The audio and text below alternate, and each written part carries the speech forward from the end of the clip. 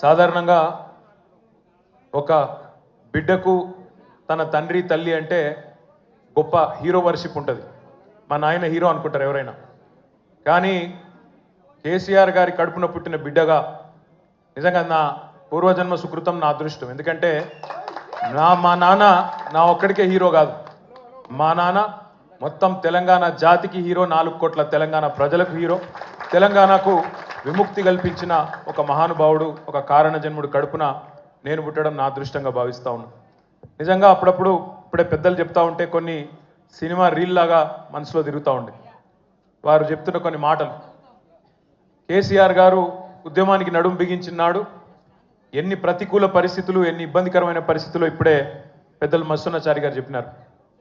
Media power లేదు, money power లేదు, muscle power లేదు, కుల బలం లేదు, ఉన్నదల్లా ఒక్కటే గుండె బలం, జనబలం. దానితోనే ఆనాడు 25 సంవత్సరాల కిందట పార్టీని పెట్టింది.